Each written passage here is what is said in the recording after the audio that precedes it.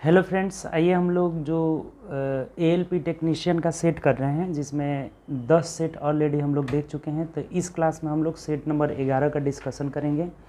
तो आइए देखते हैं, एक एक क्वेश्चन का डिस्कशन करेंगे। सेट नंबर 11 में जितने भी मैथ का और न्यूमेरिकल का क्वेश्चन पूछा गया है सबका हम लोग डिस्कशन करते हैं। ठीक, अगर आप पीछे का 10 सेट नहीं देखे हैं तो प्लेलिस्ट में जाइएगा, प्लेलिस्ट बना हुआ है एएलपी टेक्नीशियन का, और वहाँ से 10 सेट आप देख सकते हैं। ठीक, एक एक करके क्वेश्चन, ये सब जो क्वेश्चन है सब प्रीवियस ईयर क्वेश्चन है। ऐसे ही पैटर्न यही रहेगा। क्वेश्चन का जो भी एग्ज़ाम होगा अपकमिंग आपका उसमें जो एएलपी का, तो उसमें लेवल यही रहेगा आपका क्वेश्चन का। ठीक, तो चलिए आइए हम लोग स्टार्ट करते हैं। देखिए एक एक क्वेश्चन का पहला क्वेश्चन क्या कर रहा है।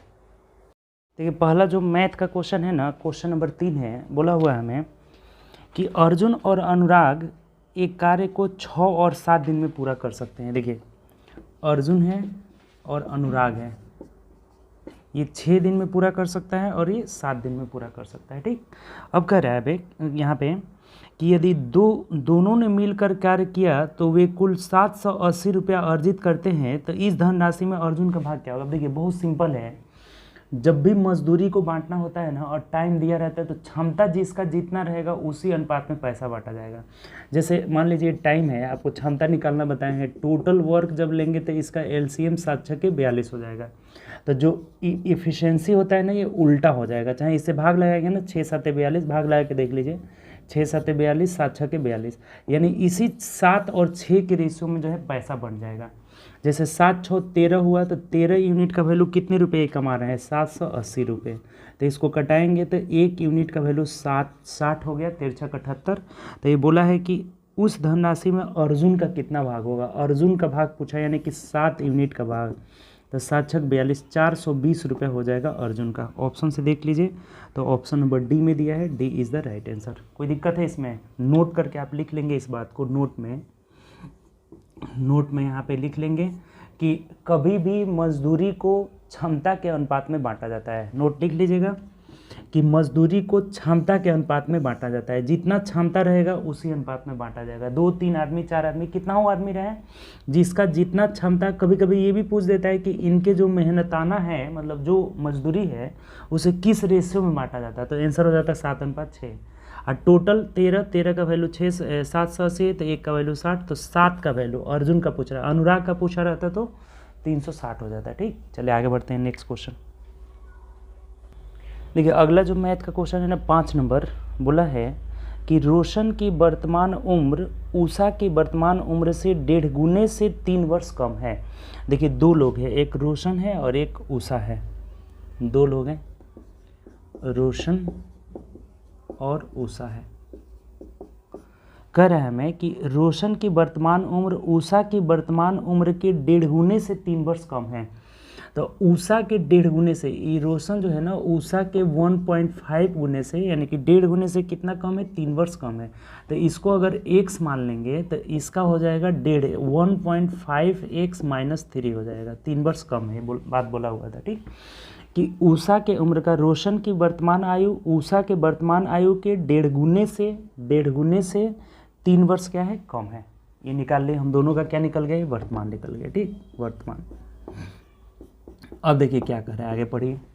बोला है हमें कि 12 वर्ष पहले, तो 12 वर्ष जब पहले जाएंगे, 12 वर्ष पहले जब जाएंगे तो ये इसमें से 12 घटाना होगा। दोनों में से क्या करना होगा, 12 घटाना होगा। तो 12 घटाएंगे तो 1.5x - 15 हो जाएगा। जब इसमें से 12 घटाइएगा तो 15, और इसका हो जाएगा x - 12 हो जाएगा। ठीक, ये 12 वर्ष पहले का निकल गया। तो अब क्या बोला है आपसे कि 12 वर्ष पहले उषा की उम्र रोशन की उम्र के आधे से 3 वर्ष ज़्यादा है। अब ये बोला है कि उषा का जो उम्र है ना, इसके आधे से बोला हुआ है कि 12 वर्ष पहले उषा की उम्र रोशन की उम्र के आधे से 3 वर्ष ज़्यादा है।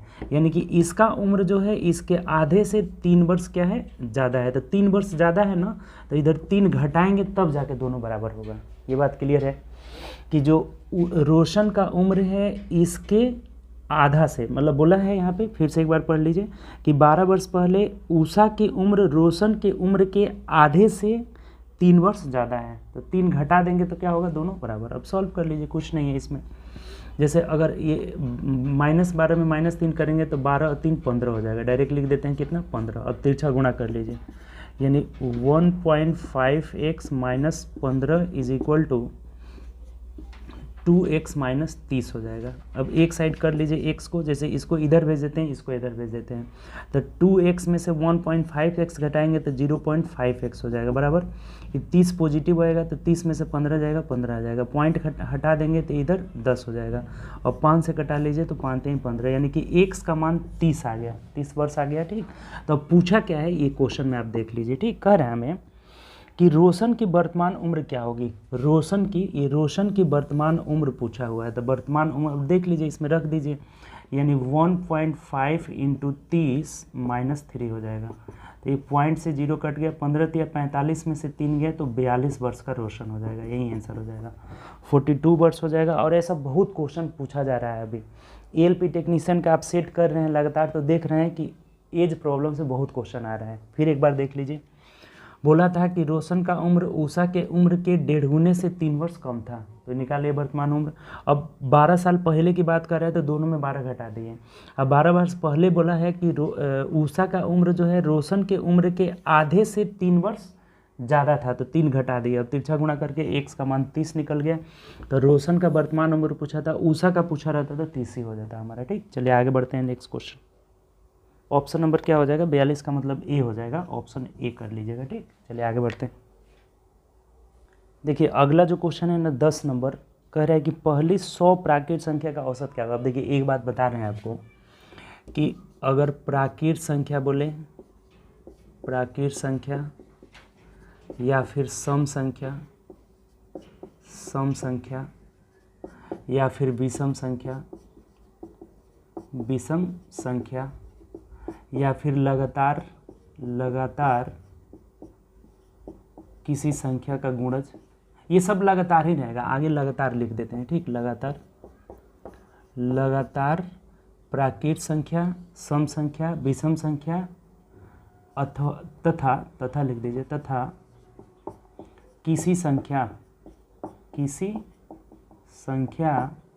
का गुणज का औसत इज इक्वल टू प्रथम प्लस अंतिम बटा 2, प्रथम प्लस अंतिम बटा 2। अब देखिए ये बहुत मज़ेदार ये बात है, इससे टोटल एवरेज निकल जाएगा जो भी लगातार दिया रहेगा। अगर दिया रहेगा लगातार प्राकृत संख्या, लगातार सम संख्या, लगातार विषम संख्या, लगातार किसी संख्या का गुणज, तो उसका एवरेज होता है प्रथम प्लस अंतिम बटा 2, कुछ नहीं है, एकदम याद रखिएगा, प्रथम प्लस अंतिम बटा 2, इससे सब निकल जाएगा। जैसे बोला है कि पहली 100 प्राकृत संख्या, तो 100 प्राकृत संख्या 1 2 3 4 5, 1 2 3 4 कहाँ तक, 100 तक है, तो इसका एवरेज निकालना है तो 1 प्लस 100 बटा 2 हो जाएगा, 1 प्लस 100 यानी 101 बटा 2 करेंगे तो 50.5 आपका आंसर आ जाएगा। ठीक, इसमें कोई फॉर्मूला नहीं याद रखना है, बस औसत बराबर प्रथम प्लस अंतिम बटा 2, कुछ नहीं है इसमें। देख लीजिए ऑप्शन कौन सा होगा, ऑप्शन नंबर बी हो जाएगा। क्या इस बात को समझें कि नहीं आप, जैसे ऐसे कहता है ना कि 3 के प्रथम 10 गुणज का औसत क्या होगा, तो 3 का पहला गुणज 3 हो गया, 10वां गुणज 30 हो जाएगा, और एवरेज के लिए 2 से भाग लगा देंगे, यानी कि 33 बटा 2 हो जाएगा। बोलता है कि 7 के प्रथम 7 गुणज का औसत निकाले, तो पहला गुणज 7, 7वां गुणज 49, तो 49 प्लस 7 बटा 2 कर लीजिए। तो ऐसा क्वेश्चन बहुत आया है, इस बात को आप नोट करके लिख लेंगे, क्योंकि इससे क्वेश्चन बहुत ज़्यादा आया हुआ है। ठीक, चलिए आगे बढ़ते हैं हम लोग नेक्स्ट क्वेश्चन। अगला जो हमारा क्वेश्चन है ना 11 नंबर है, मैथ से रिलेटेड। ठीक, कह रहा है कि पाइप ए और सी किसी खाली टंकी को 32 घंटे और 48 घंटे में भर सकते हैं, यानी कि ए के बारे में बोला है और सी के बारे में बोला है कि ये 32 घंटा और ये 48 घंटा में भर सकते हैं। ठीक, जबकि पाइप बी भरे हुए टैंक को 24 घंटा में खाली कर सकता है। बी जो है खाली करने वाला पाइप है और 24 घंटा में खाली कर सकता है। ठीक, यदि तीनों पाइपों को इकट्ठा खोल दिया जाए तो टैंक को 2/3 भरने में कितना घंटे लगेंगे। देखिए बहुत सिंपल हो गया, पहले तो आप क्या करिए ना कि टोटल वर्क निकाल लीजिए, इन तीनों का एलसीएम 96 हो जाएगा, तीनों का एलसीएम क्या हो जाएगा 96। ये टाइम हो गया, यहाँ से इफिशिएंसी निकाल लेते हैं, तो 32 × 96, 48 × 96, 24 × 96 हो जाएगा। ये खाली कर रहा है तो इसीलिए इसका क्षमता क्या होगा, माइनस। जो टैंक नल खाली करता है उसका क्षमता निगेटिव लिया जाता है, ठीक। अब देखिए क्या करें, भरने में कितना समय लगेगा, तो हमें भरना है तीनों से, तीनों का क्षमता मिलाकर कितना हो गया, अगर A + B + C तीनों साथ में चलाते हैं तो 3 2 5, 5 में से 4 गया 1 यूनिट भर रहे हैं, पॉजिटिव का मतलब भर रहे हैं। तो 96 को नहीं भरना है, 96 का कितना यूनिट देखिए, कह रहा है कि टैंक के 2/3 भाग को पूरा नहीं भरना है, इसका 2/3 भाग भरना है, और तीनों को मिला दीजिए तो तीनों को मिलाकर क्षमता कितना है, 1 से भाग लगा दीजिए, कुछ नहीं है। 3 से कटाइएगा तो 32 से 96, 32 से 96, 3 3 9, 3 2 6, यानी कि 32 गुना 64 घंटा का समय लग जाएगा, और यही हमारा सही आंसर होगा, जो कि ऑप्शन नंबर बी में दिया हुआ है। अब बताइए इसमें कहाँ दिक्कत है, बहुत आसान चीज़ है ये। जो खाली करेगा उसका क्षमता निगेटिव लेंगे, ठीक। तीनों मिल करके 1 आ रहा है, 1 से भाग लगा देंगे। वो भी बोला है कि 2/3 काम को, तो 96 गुणे 2/3 कर लेंगे, ठीक। चलिए आगे बढ़ते हैं नेक्स्ट क्वेश्चन। देखिए अगला जो मैथ का क्वेश्चन है ना, 15 नंबर, कह रहा है कि ABC मिलकर किसी काम को 10 दिन में। देखिए टाइम एंड वर्क, नल टंकी बहुत पूछा है, बहुत आसान है ये दोनों, एक ही प्रोसेस है, यानी कि ABC तीनों मिलकर देखिए तो कितना दिन में कर रहे हैं, 10 दिन में कर रहे हैं। उसके बाद बोला है कि AB मिलकर 12 दिन में, AB मिलकर 12 दिन में, ठीक। उसके बाद कह रहा है कि जबकि BC मिलकर 20 दिन में, BC मिलकर 20 दिन में करते हैं, ठीक। तब कह रहा है कि 20 दिनों में कर रहे हैं, तो B इस कार्य को, कह रहा है कि B इस कार्य को करे तो उसे कार्य को पूरा करने में कितने दिन लगे, यानी B का पूछ रहा है, कुछ नहीं है, टोटल वर्क पहले निकालिए, इनका LCM ले लीजिए तो 60 हो जाएगा LCM। इफिशियंसी कितना हो जाएगा, 10 × 60, 12 × 25 60, 20 × 23 60, ये टाइम हो गया और ये क्षमता हो गया, ठीक।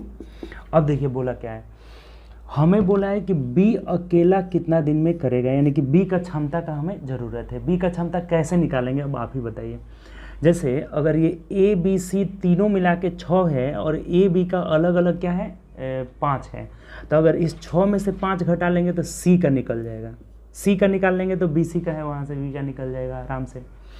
जैसे 6 में से 5 गया, यानी कि ABC में से अगर हम AB को घटा लेंगे तो C का क्षमता 1 आ जाएगा, C का क्षमता कितना आ गया, 1। अब ये 3 है BC का, तो 3 में से 1 घटा लेंगे तो ये B का 2 हो जाएगा। तो बोला है B कितना दिन में करेगा, तो 60/2 30 दिन में करेगा। देखिए कितना आसान है ये, बहुत आसान है ये, टाइम एंड वर्क कुछ इसमें है ही नहीं। ऑप्शन से अगर मिला लेंगे तो ऑप्शन नंबर A आ जाएगा। बताइए दिक्कत है कहीं तो, क्लियर है। चलिए आगे बढ़ते हैं नेक्स्ट क्वेश्चन। अगला देखिए कह रहा है, अगला हमें कि तपन, रवि और त्रिशा ने एक केक आपस में बांटे। तपन के पास 1/4 भाग है, त्रिशा के पास 2/3 भाग है और शेष रवि के पास है। तो केक कह रहा है कि शेष रवि के पास केक का कितना भाग था। अब देखिए कितना सिंपल है, जैसे तपन के पास बोला है, तपन के पास 1/4 भाग है, त्रिशा के पास कितना है देख लीजिए, तो त्रिशा के पास 2/3 भाग है, और शेष किसके पास है, रवि के पास है, रवि। तो बोला है कि रवि के पास कितना है। अब देखिए इसको 2 तरीके से बना सकते हैं, एक बहुत आसान तरीका आपको बता रहे हैं, ठीक। जैसे ये 3 और 4 है ना, तो 3 4 का LCM टोटल 12 मान लीजिए, टोटल हम क्या मान लेते हैं इसमें, 12 मान लेते हैं, ठीक, टोटल 12। अब 12 का 1/4 निकालिए तो ये 3 हो जाएगा, यानी कि 3 भाग तपन के पास है। 12 का 2/3 लगा लिए तो ये 8 हो जाएगा। 8 भाग किसके पास है, त्रिशा के पास। तो ये 8 3 11 हो गया, तो ये रवि के पास 1 नहीं हो जाएगा, 12 में से 11 घटा लेंगे तो रवि का भाग पूछा है कि रवि का भाग निकालिए, तो भाग बराबर हो जाएगा 1/12। 12 में से 1 भाग है तो 1/12। ऑप्शन से देखेंगे ऑप्शन नंबर बी। ये बहुत आसान तरीका है। एक आप क्या करते हैं कि दोनों के भिन्नों को जोड़ करके 1 में से घटाते, तो उस समय आपका ज़्यादा लगता है। ये मेरे ख्याल से बहुत आसान तरीका है। बात क्लियर है कि नहीं आपको। देखिए 1/4 है, 2/3 है, तो आप टोटल मान लेंगे हर के LCM 12 को। तो 12 का 1/4 3 हो गया, 3 भाग तपन के पास है। 12 का 2/3 भाग 8 हो गया, 8 त्रिशा के पास है। तो 8 3 11, तो 12 में से 11 गया तो 1 किसके पास है, रवि का। तो भाग पूछेगा तो 1/, टोटल नीचे आ जाता है, ठीक। चलिए आगे बढ़ते हैं नेक्स्ट क्वेश्चन। देखिए अगला जो क्वेश्चन है ना 17 नंबर है। 17 जो है मैथ से रिलेटेड है। कह रहा है कि एक युवा पुत्र 2 घंटे के लिए शीघ्रता से काम करता है और एक दिन में 16 वस्तुएं तैयार करता है, और उसके वृद्ध पिता धीरे धीरे 8 घंटे काम करते हैं और 24 वस्तुएं तैयार करते हैं। तो कह रहा है इनमें से कौन सही है। अब देखिए आप पढ़े होंगे M1D1H1/W1 बराबर M2D2H2/W2। तो इसी फॉर्मूला पे ये क्वेश्चन बनेगा।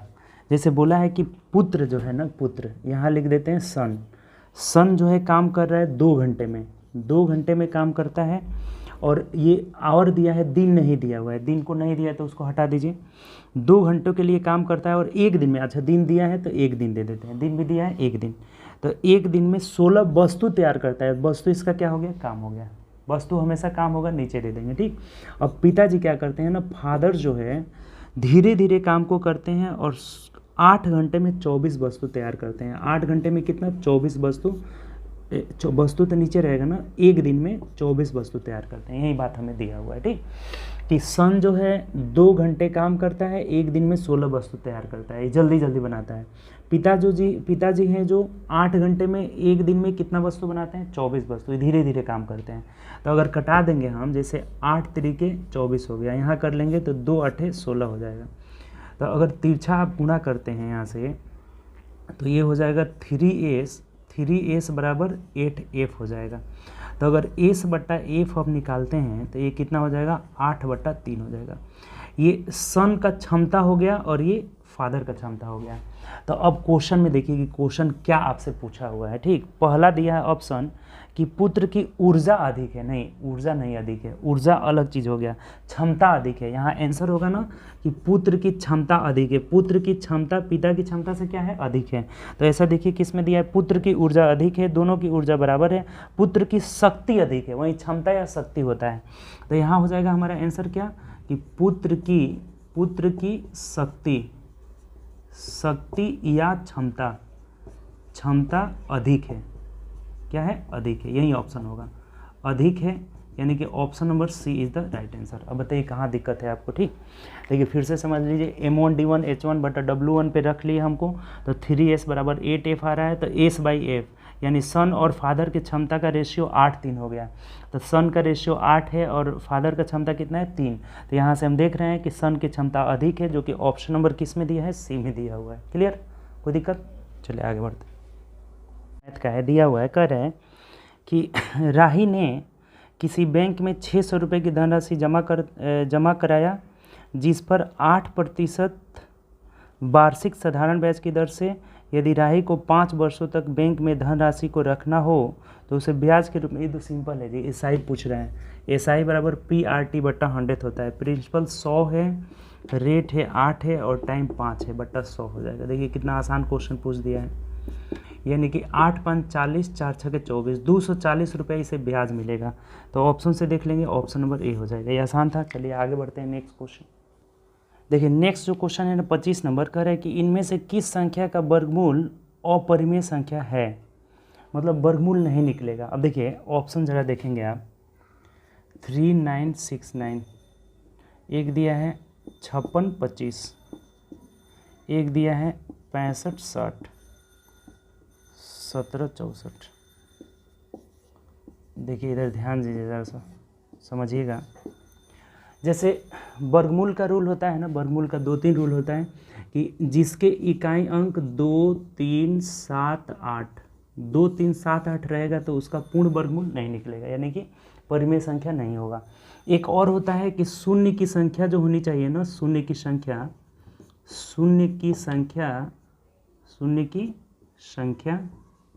सम में होनी चाहिए, यानी पेयर लग जाना चाहिए, ठीक।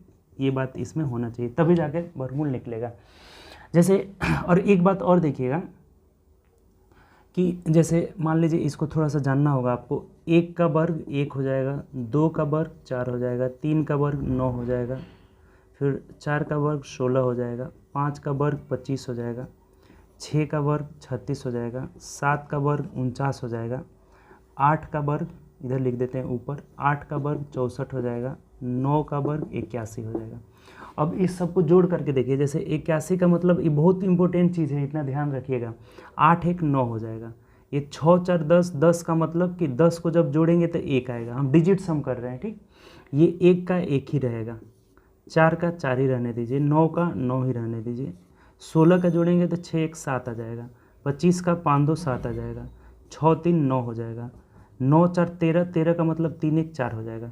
तब यहाँ से अगर आप देखेंगे कि जो भी पूर्ण वर्ग संख्या होता है उसका डिजिट सम या तो 1 1 1 4 7 9 मिलता है, 1 4 7 9। ये अगर बात याद हो ना तो आपका बहुत आसान हो जाएगा, आपका जो है कैलकुलेशन। सबको वर्गमूल नहीं निकालना पड़ेगा। अब बच्चे क्या करेंगे ना, सबका वर्गमूल निकाल के चेक करेंगे, वैसा कुछ नहीं करने की ज़रूरत है। 3 रूल मात्र आप याद रखिए। पहला रूल क्या है कि अगर इकाई अंक 2 3 7 8 रहेगा तो उसका वर्गमूल नहीं निकलेगा। उसके बाद अगर शून्यों की संख्या जो है बाद में जो है अंत में सम में रहेगी तभी जो है पूर्ण वर्ग निकलेगा, अदरवाइज नहीं निकलेगा। एक है कि उसका डिजिट सम 1 4 7 9 होगा तभी वर्गमूल निकलेगा। 3 रूल याद रखिएगा, वर्गमूल बहुत आसान हो जाएगा आपके लिए।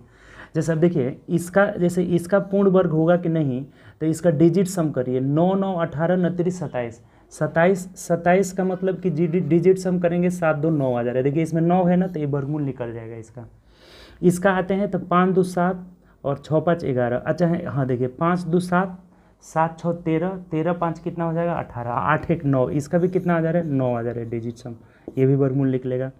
ये देखिए 7 4 11, 6 18 और 1 19 आ जा रहा है। 1 मिनट रुक जाइए, 7 1 8, 8 4 12, 12 6 18, तो 18 का मतलब 8 1 9 हो गया। इसका भी 9 आ रहा है, यानी कि सबका निकलेगा। इसका वर्गमूल नहीं निकलेगा, इसका वजह 2 है, 6 6 12 5 17, 17 आता है तो 7 1 8 आ जाता है, और 8 वाला देखिए इसमें है ही नहीं डिजिट सम, तो इसका वर्गमूल नहीं निकलेगा। ये 2-3 तरीका से छट सकता है, 2 तरीका से।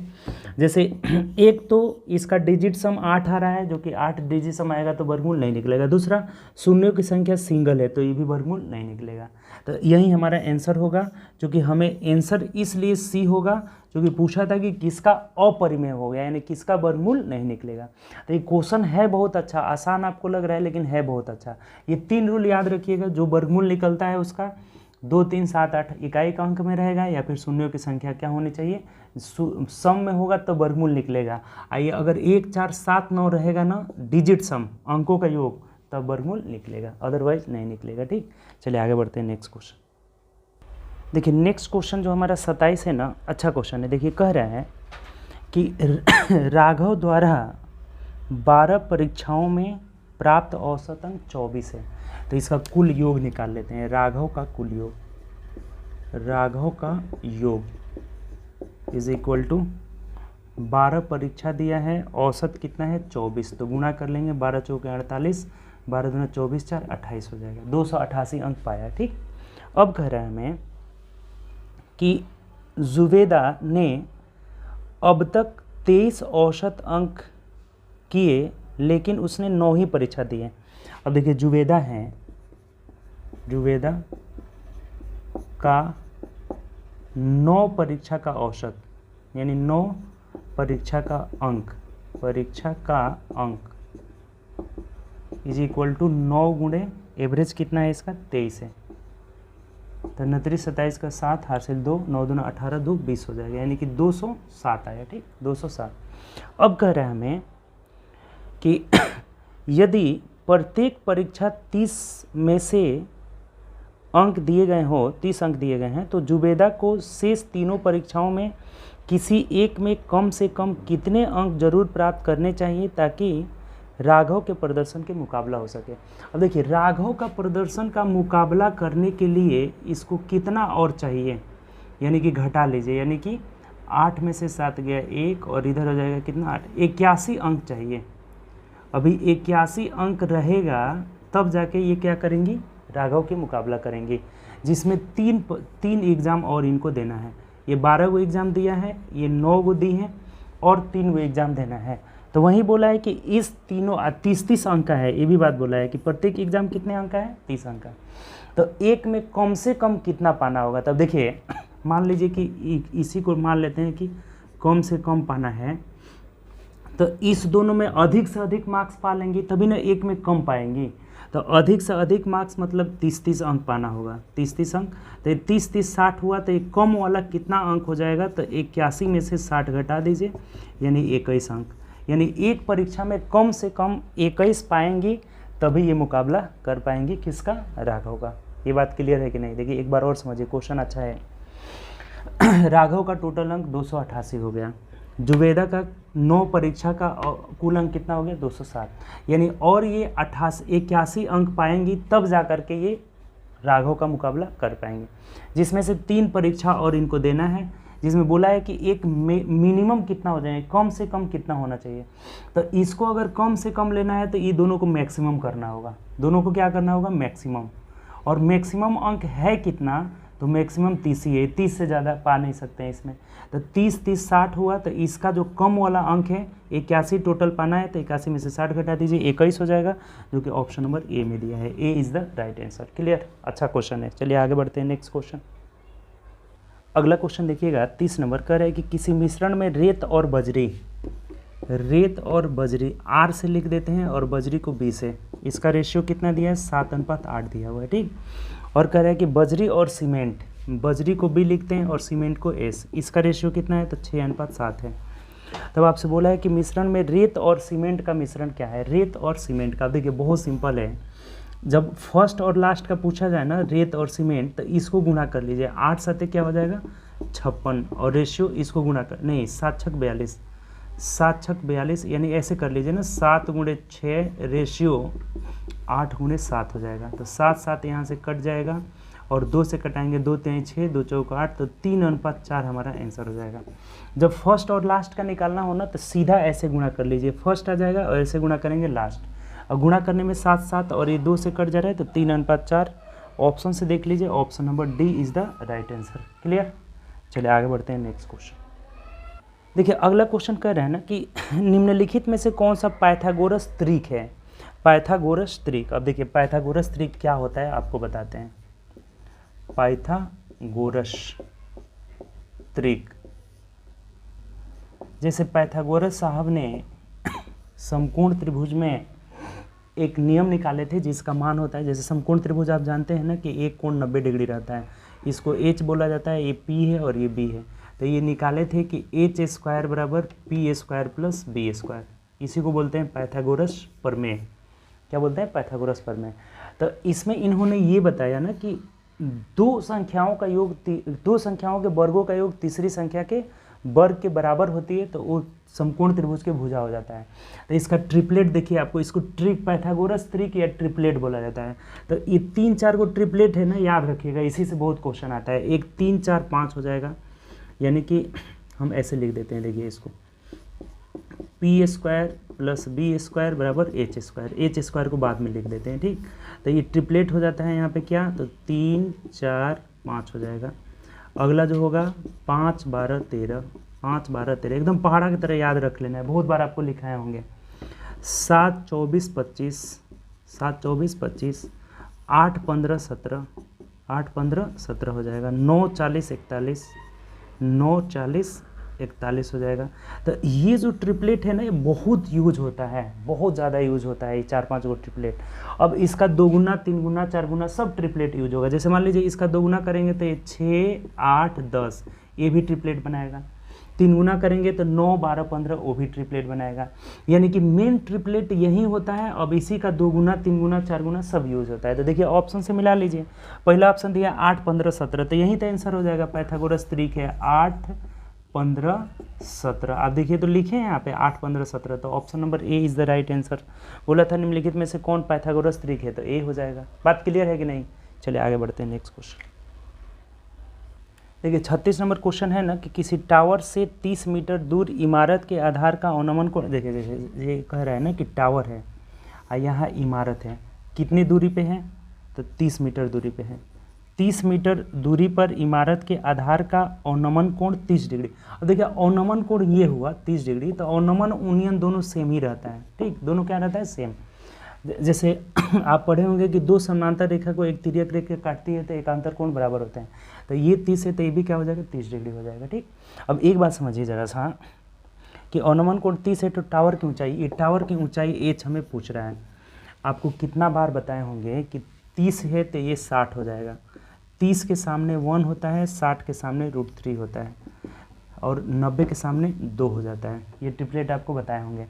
तो यहाँ 60 के सामने वाला मान यानी √3 का मान दे दिया है 30 मीटर, 30 मीटर और एक का मान पूछ रहा है, तो 30/√3 × 1 हो जाएगा। तब देखिए 10√3 हो जाएगा, 10√3 मीटर जो हो जाएगा टावर की ऊंचाई हो जाएगा। ऑप्शन से देख लेंगे, option number A is the right answer. बात क्लियर है कि नहीं? इसमें ये ट्रिपलेट होता है, इसको ध्यान रखेंगे। पाइथागोरस ट्रिक ये भी होता है, 1√3 और 2, 30 के सामने 1 होता है, 60 के सामने √3 और 90 के सामने 2 होता है। तो अगर 30 के ये 60 के सामने 30 दिया हुआ है, √3 का मान 30 दिया है, तो एक का मान कितना हो जाएगा? 10√3। चलिए आगे बढ़ते हैं नेक्स्ट क्वेश्चन। देखिए फिर अगला जो 40 नंबर क्वेश्चन है, ये भी हाइट एंड डिस्टेंस है। कह रहा है कि किसी प्लेटफॉर्म के ऊपर एक टावर का उन्नयन कोण 30 डिग्री था। टावर 45 मीटर ऊंचाई पर थी और प्लेटफॉर्म तथा टावर के बीच की क्षैतिज दूरी 40√3 थी। तो प्लेटफॉर्म की ऊंचाई क्या होगी? अब देखिए ये प्लेटफॉर्म की कुछ ऊंचाई है, ये टावर की ऊंचाई है, टावर है, ठीक। तो ये बोला है ना कि किसी प्लेटफॉर्म के ऊपर एक टावर का उन्नयन कोण 30 डिग्री है। यहाँ से उन्नयन कोण देख रहे हैं तो कितना है? 30 डिग्री। ये जो है 30 डिग्री है, ठीक। उसके बाद कह रहे हैं कि टावर 45 मीटर ऊंचाई पर है। ये टावर की ऊंचाई कितना दिया है? 45 मीटर दिया हुआ है, ठीक। अब कह रहे हैं और प्लेटफॉर्म तथा टावर के बीच की क्षैतिज दूरी 40√3 है। ये कितना है? 40√3 है, ठीक। तो कह रहे हैं ना कि टावर के बीच क्षैतिज दूरी 40√3 है, तो प्लेटफॉर्म की ऊंचाई, ये ऊंचाई हमें पूछ रहा है। देखिए बहुत सिंपल है, ध्यान दीजिए ज़रा सा। ये अगर 40√3 है तो ये भी 40√3 हो जाएगा, ठीक, क्लियर। अगर ये 30 डिग्री है तो ये 60 हो जाएगा, ठीक। तो 60 के सामने अभी बताए थे कि ये √3 हो जाएगा, और 30 के सामने यहाँ से यहाँ तक ये 1 यूनिट हो जाएगा। तो √3 का मान जब 40√3 दिया है तो 1 यूनिट का मान कितना हो जाएगा? ये इसे कट जाएगा, यानी कि 40 मीटर हो जाएगा। तो ये जो हो गया ना, यहाँ से यहाँ तक कितना हो गया? 40 मीटर हो गया। तो अब ये ऊंचाई पूछ रहा है, यानी कि जितना यहाँ से ये होगा उतना ही ये होगा। तो टावर की प्लेटफॉर्म की ऊंचाई कितना हो जाएगा? ये प्लेटफॉर्म है, तो प्लेटफॉर्म की ऊंचाई हो जाएगा 45 - 40, यानी कि 5 मीटर हो जाएगा। ऑप्शन से देख लीजिए, 5 मीटर, यानी ऑप्शन नंबर बी में दिया है, तो B is the right answer. बात क्लियर? यानी कि ये बहुत बार यूज होता है। ये जो है ना 30 वाला 60 वाला, ये 30 हो गया, ये 60 हो गया, ये 90 हो गया। 30 के सामने 1 यूनिट, 60 के सामने √3 यूनिट, 90 के सामने 2 यूनिट, बहुत यूज होता है, ठीक। यहाँ भी यूज हुआ, 60 के सामने √3 का मान 40√3 था, तो 1 का मान 40 हो गया, यानी यहाँ से यहाँ 40 हो गया। हमें ये निकालना है, तो 45 में से 40 गया 5, तो ये टावर की ऊंचाई कितना हो जाए, प्लेटफॉर्म की ऊंचाई कितना होगा? 5 हो जाएगा, क्लियर। आगे बढ़ते हैं नेक्स्ट क्वेश्चन। देखिए नेक्स्ट जो क्वेश्चन दिया है ना ये पाई चार्ट है। पाई चार्ट आप देखेंगे ज़रा सा। देखिए इसमें जो ये पाई चार्ट दिया हुआ है ना, पाई चार्ट, अब देखिए पाई चार्ट को थोड़ा सा पढ़ेंगे। ऊपर दिया क्या है कि दिए गए ग्राफ मानव शरीर के खनिज में मात्रा को दर्शाता है। मानव शरीर में विभिन्न खनिजों के वितरण को दर्शाता है। जैसे देखिए कैल्शियम को 40% बोला है, मैग्नीशियम को 18% और आयरन को 25%, पोटेशियम 9%, सोडियम 8%, ठीक। तो कह रहे हैं आपसे क्वेश्चन क्या पूछा है, नीचे देखिए क्वेश्चन दिया है कि दिए गए आंकड़ों के आधार पर मानव शरीर में दूसरे सबसे अधिक प्रतिशत। अब देखिए सबसे अधिक 40 है, तो दूसरा सबसे अधिक 25% है, जो आयरन है, तो ये 25% लेना है। दूसरा सबसे अधिक प्रतिशत और बोला है कि दूसरा सबसे कम प्रतिशत वाले धातु का अनुपात क्या है। अब देखिए यानी कि ये आयरन लेना है जो कि दूसरा सबसे बड़ा है, और सबसे कम क्या है यहाँ पे, तो 8% सोडियम है। तो दूसरा कम क्या है, पोटेशियम 9 है, तो पोटेशियम 9 हो जाएगा। तो आंसर हो जाएगा 25:9, कुछ है ही नहीं। ऑप्शन नंबर बी हो जाएगा। बताइए आप समझें कि नहीं। दूसरा सबसे बड़ा ये है हमारा 25 है, तो 25 आयरन, दूसरा सबसे कम 9 है पोटेशियम, 25:9 हो जाएगा। चलिए आगे बढ़ते हैं नेक्स्ट क्वेश्चन।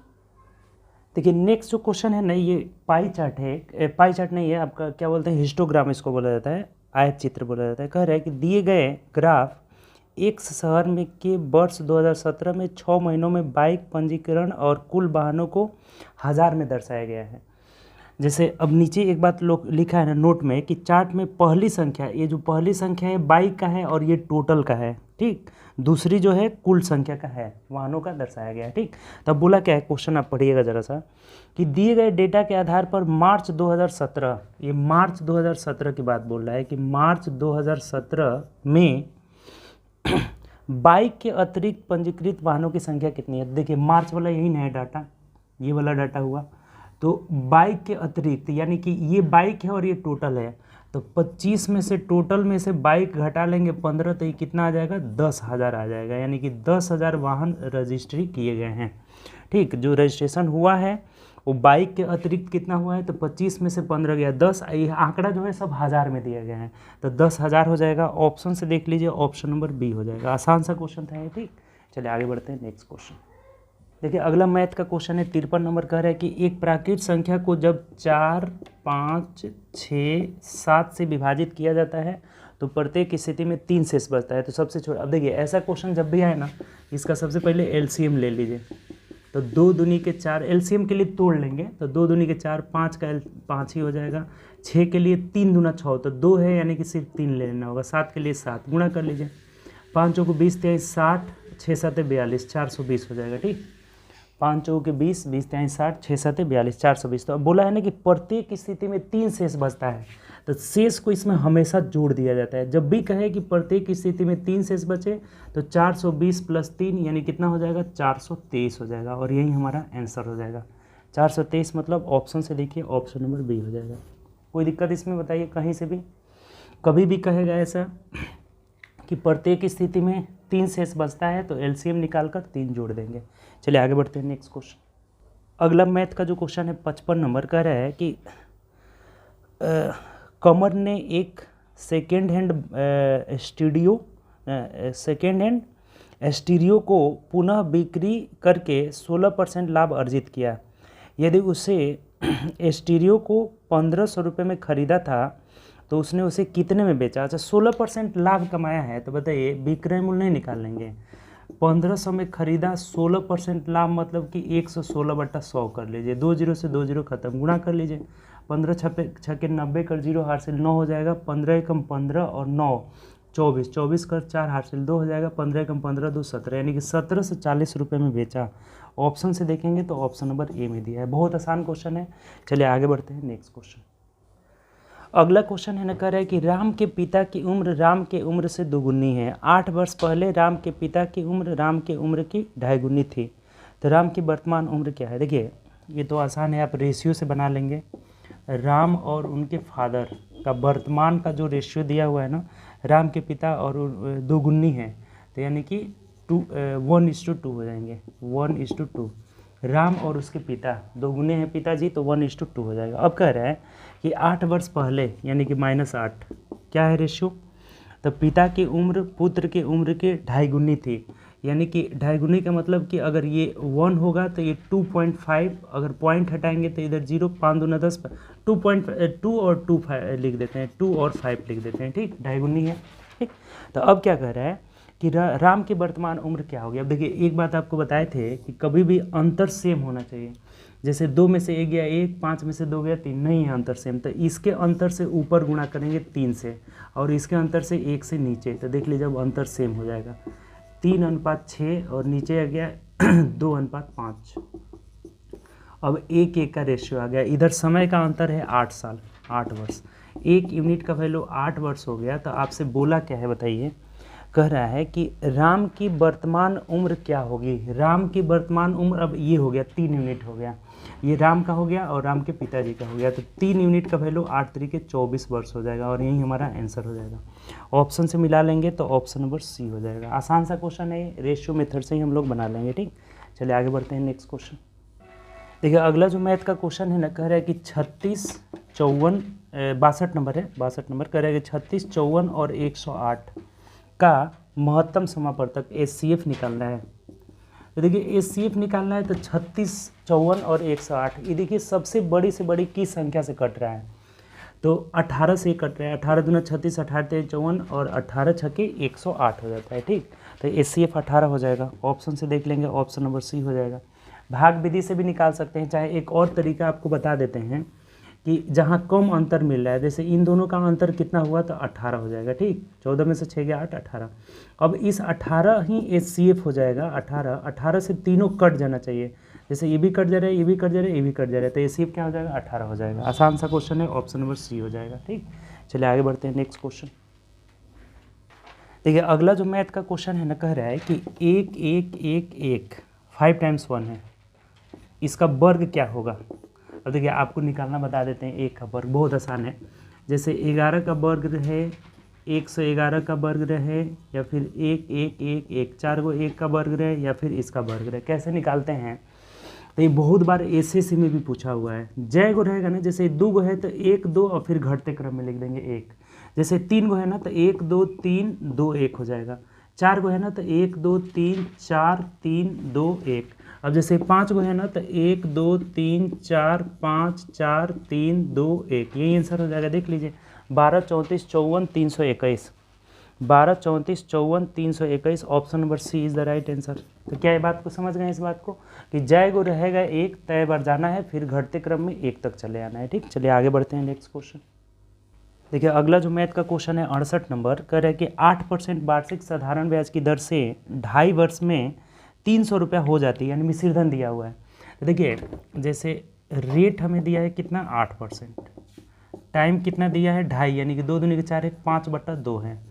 तो जब RT हम लोग निकाल लेते हैं ना तो ये SI निकल जाएगा। SI बराबर RT, यानी 8 गुणे 5/2 कर लेंगे तो 2 चौके 8 5 चौके 20% हो गया। तो ब्याज 20%, यानी अमाउंट हो जाएगा 120। कभी भी अमाउंट निकालना हो 100 जोड़ दिया जाता है। तो 120 का मान आपको दे रखा है कितना, 300 रुपये दिया हुआ है। कह रहा है कि निवेशित राशि यानी कि प्रिंसिपल निकालना है, तो प्रिंसिपल हमेशा 100% होता है, यानी कि 300/120 गुणे 100 हो जाएगा।